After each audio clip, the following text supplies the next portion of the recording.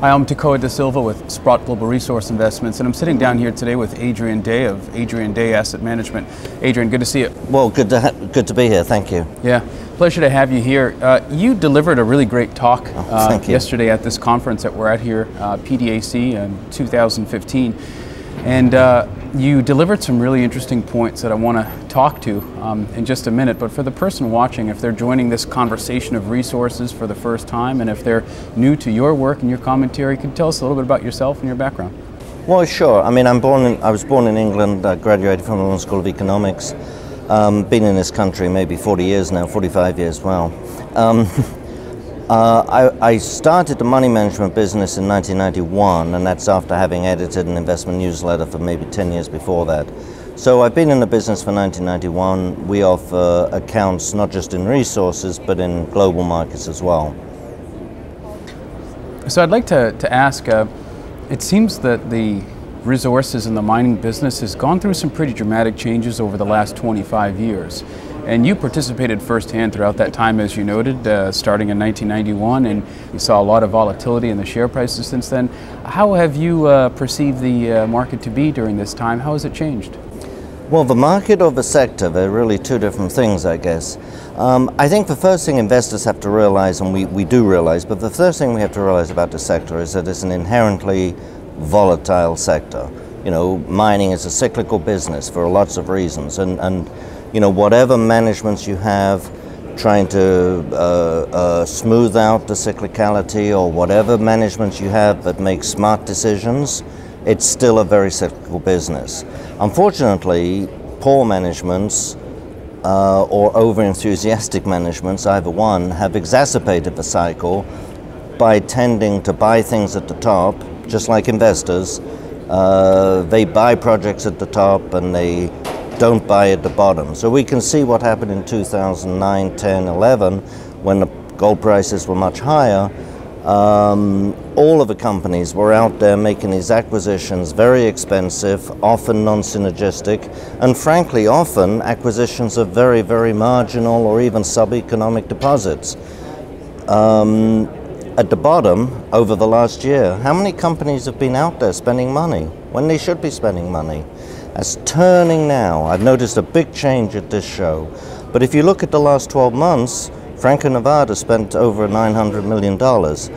Other than that, it's just a handful of companies that have done anything. Agnico Eagle has been buying. But some of the big companies, Barrick, Newmont, Kinross, you know, they've been divesting. They haven't been buying. This is the time to be buying. Mm-hmm. Where are all those assets going? Those assets that they're divesting? You know, a lot of that's a good question. A lot of times other smaller companies are buying them, but a lot of times private equities are buying them.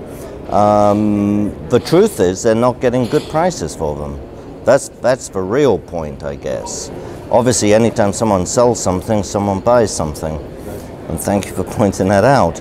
But it's really a question of the prices. You know, a major company should be buying things right now, not selling things. Yeah. Are there any individuals or management teams here, Adrian, that are really doing some interesting things that are sort of building out of this wreckage? Oh, absolutely. Among the seniors, again, Franco-Nevada, David Harcourt, extremely smart person, a person and a company that takes a very, very long-term view. I was on a panel yesterday chaired by Rick Rule, very interesting panel, thanks to Rick's erudite questioning. But David was talking about how his company looks in terms of decades. That's interesting. There aren't too many companies anywhere that think in terms of decades. But I think, frankly, in the mining business, you have to. And I think of Franco-Nevada, 2 years ago, they had a couple of royalty streams that started paying them for the first time, and these were royalties, but in one case, one royalty had been purchased 25 years before that. And then some of the very small companies, small teams, but strong people, very dedicated, honest, hardworking, I won't say visionary, but disciplined people running those companies and actually doing work. Yeah. Adrian, for the person that's watching this that may be completely new to the mining sector, is there any talk that you usually go through to say, okay, this is what the arena looks like? Yeah. Here are the layers, here are the segments, here are the people. How do you usually explain it starting out? Well, that's a good question, and if we focus on gold rather than the whole industry, or we can, but the same things really apply to everything. First thing I say to people is that they have to realize this is a cyclical business, and a cyclical business means volatile stocks. And the stocks, as we know, are extremely volatile, both on a short-term basis and a long-term basis.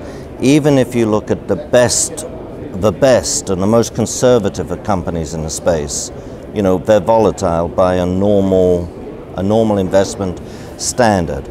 So you have to accept that volatility, and more than accept it, you have to embrace it.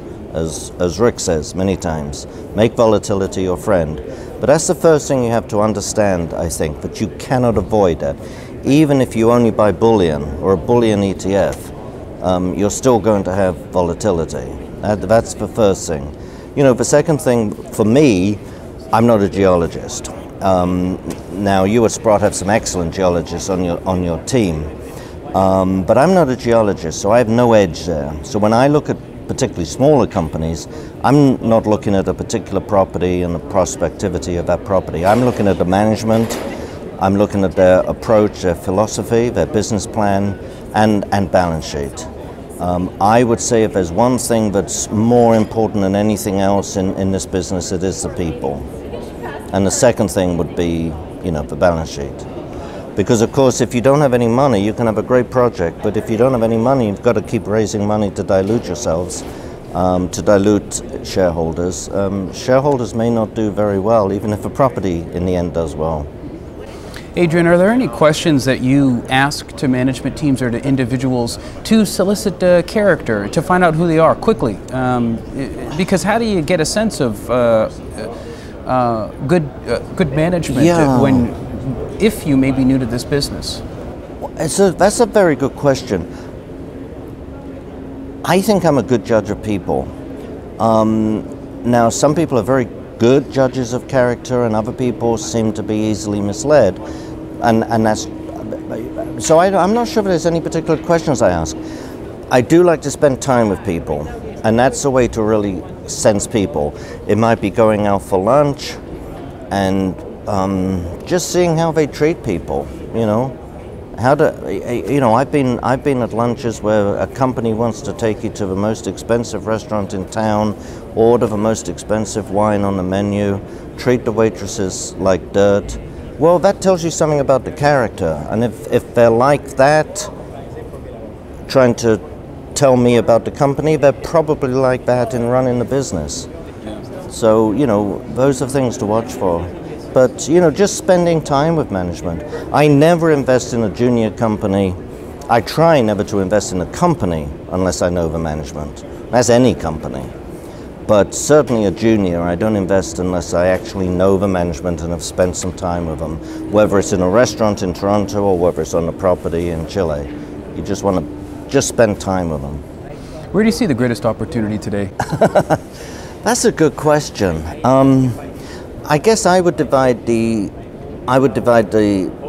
gold space into sort of four areas. One would be the royalty companies, one would be the big miners, or one would be the junior miners, and one would be the exploration. And frankly, I think there's opportunities in all four. I'm a big proponent of the royalty companies, both the larger ones like Franco and Royal, and then of course there's a few smaller ones. They're not cheap by any normal metric, but I think they offer you the lowest risk in the business, and they do offer you upside. The big miners are the most problematic in my view, because big mining companies have inherent difficulties. This is a very tough business anyway. You know, Murphy's Law runs overtime in the mining business. Anything that can go wrong, and many things that shouldn't go wrong, do go wrong. So it's a tough business, but I think managements have made it even more difficult by, you know, bad decisions. You look at the huge write-offs that we've seen in this business because of bad decisions made only 3 or 4 years ago in many cases. But a company like Newmont or Barrick or so on, that has to replace 5 or 7 million ounces each and every year. That is a daunting task. And it means, in most cases, that they overpay just to get those assets.